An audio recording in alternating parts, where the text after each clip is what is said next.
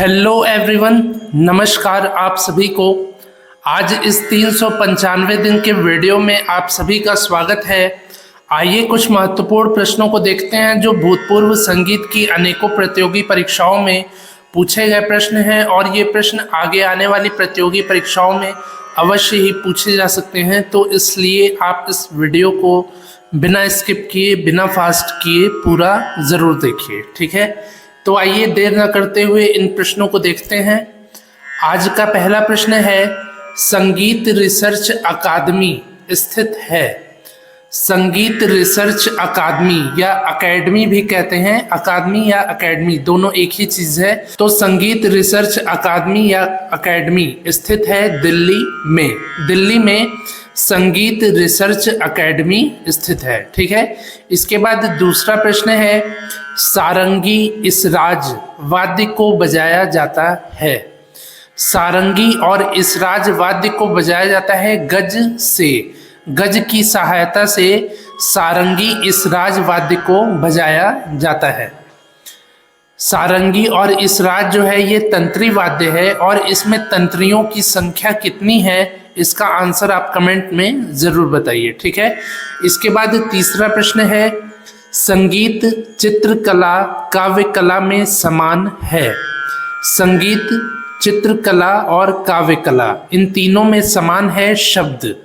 संगीत में भी शब्द होते हैं, चित्रकला में भी शब्द होते हैं और काव्य कला तो शब्द प्रधान ही होता है, ठीक है।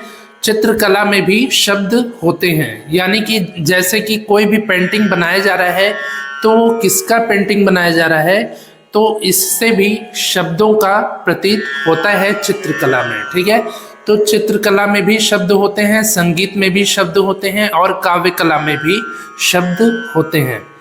शब्द के अलावा लय भी होता है। संगीत में भी लय का प्रयोग किया जाता है, चित्रकला में भी लय प्रधान होता है और काव्य कला में भी लयात्मक होते हैं, ठीक है। छंदात्मक लयात्मक काव्य भी होते हैं, तो लय भी प्रधान होता है। पर एग्जाम में जो है, परीक्षा में शब्द को ही सही माना गया है, इसलिए आप संगीत चित्रकला और काव्य कला में समान है में शब्द को ही टिक करेंगे, ठीक है। इसके बाद अगला प्रश्न है, संगीत का मुख्य आधार है। संगीत का मुख्य आधार है ध्वनि और लय। ध्वनि जैसे कि स्वर और लय। लय का भी संगीत में बहुत उपयोग है। यदि तालबद्ध संगीत ना हो तो संगीत अधूरा लगेगा, ठीक है। तो संगीत में ध्वनि और लय का मुख्य प्रयोग है, प्रमुख है, ठीक है। इसके बाद अगला प्रश्न है, पांचवा प्रश्न, षड्ज स्वर की जाति है। षड्ज स्वर यानी कि सा स्वर की जाति है ब्राह्मण जाति। षड्ज स्वर जो है ब्राह्मण जाति का स्वर है, ठीक है। इसके बाद अगला प्रश्न है, षड्ज स्वर में कितनी श्रुतियां हैं। षड्ज स्वर में श्रुतियों की संख्या है 4। 4 श्रुतियां होती हैं षड्ज स्वर में और 4 श्रुतियों वाले स्वरों को ब्राह्मण जाति का स्वर कहते हैं, ठीक है। इसके बाद 7वां प्रश्न है, नाट्यशास्त्र ग्रंथ का रचना काल है। नाट्यशास्त्र ग्रंथ का रचना काल है, यानी कि किस समय नाट्यशास्त्र ग्रंथ को लिखा गया है, तो ये समय काल है 5वीं शताब्दी। 5वीं शताब्दी में भरत मुनि जी के द्वारा नाट्यशास्त्र ग्रंथ की रचना की गई थी, ठीक है। इसके बाद अगला प्रश्न है, मध्यकाल में रागांगों की संख्या मानी गई है। मध्यकाल में रागांगों की संख्या मानी गई थी 21 रागांगों को माना गया था मध्यकाल में। और आधुनिक काल में कितने रागांगों को माना गया है, इसका आंसर आप कमेंट में जरूर बताइए। इसके बाद अगला प्रश्न है, तानसेन जी ने आविष्कार किया है। तानसेन जी ने आविष्कार किया है रबाब वाद्य का। रबाब वाद्य जो है ये तानसेन जी के द्वारा आविष्कार किया गया था, ठीक है। इसके बाद अगला प्रश्न है, रबाब वाद्य से विकसित वाद्य है। रबाब वाद्य से विकसित वाद्य है सरोद वाद्य। सरोद वाद्य जो है ये रबाब वाद्य से विकसित वाद्य है और रबाब वाद्य के आविष्कारक हैं तानसेन जी। इसके बाद अगला प्रश्न है विषम पदी ताल है। कौन सा ऐसा ताल है जिसमें जो पद है वो विषम है? ठीक है, कोई भी एक पद निश्चित नहीं है, उसमें दो पद अलग अलग आ रहे हैं, तो ये ताल है झप ताल। झप ताल जो 10 मात्रा की ताल है, ये विषम पदी ताल है। इसमें पहले विभाग में 2 मात्रा, दूसरे विभाग में 3 मात्रा, तीसरे विभाग में 2 मात्रा और चौथे विभाग में 3 मात्रा आती है, इसलिए इसको विषम पदी ताल कहते हैं। ठीक है, इसमें 2-3-2-3 के 4 विभाग होते हैं और इस ताल का बोल है धी ना धी धी ना ती ना धी धी ना।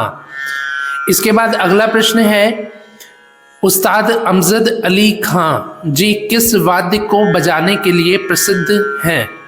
उस्ताद अमजद अली खां जी वाद्य बजाने के लिए प्रसिद्ध हैं सरोद वाद्य। सरोद वाद्य के वादक हैं उस्ताद अमजद अली खां जी। सरोद वाद्य में तंत्रियों की संख्या कितनी है? यदि आपको मालूम है तो कमेंट में जरूर बताइए। ठीक है, इसके बाद अगला प्रश्न है केरल का लोकप्रिय नृत्य है। केरल का लोकप्रिय नृत्य है कथकली नृत्य। कथक नृत्य अलग होता है और कथकली नृत्य अलग होता है। ठीक है, तो कथकली जो लोक नृत्य है ये केरल का लोकप्रिय नृत्य है। इसके बाद अगला प्रश्न है पंडित भीमसेन जोशी जी का घराना है। भारत रत्न पंडित भीमसेन जोशी जी का घराना है किराना घराना। किराना घराने के ख्याल गायक हैं पंडित भीमसेन जोशी जी। पंडित भीमसेन जोशी जी को भारत रत्न से कब सम्मानित किया गया था? किस सन में सम्मानित किया गया था? इसका आंसर आप कमेंट में ज़रूर बताइए। ठीक है, इसके बाद अगला प्रश्न है 2 खाली युक्त ताल है। कौन सा ऐसा ताल है जिसमें 2 खाली होती है? तो ये ताल है चौताल। चौताल या 4 ताल में 2 खालियाँ होती हैं। इसके अलावा एक ताल जो कि 12 मात्रा की ताल है, इसमें भी 2 खाली होती है। ठीक है, इसके बाद अगला प्रश्न है केलुचरण महापात्र जी किस नृत्य शैली का प्रदर्शन करते हैं? यानी कि केलुचरण महापात्र जी किस शैली के नर्तक हैं? तो ये हैं ओडिसी नृत्य शैली के। ठीक है, ओडिसी नृत्य शैली के नर्तक हैं केलुचरण महापात्र जी। इसके बाद अगला प्रश्न है भारतीय बेतार केंद्र का नाम आकाशवाणी किसने रखा था? भारतीय बेतार केंद्र का नाम आकाशवाणी रखा था बंकिम चंद्र चट्टोपाध्याय जी ने।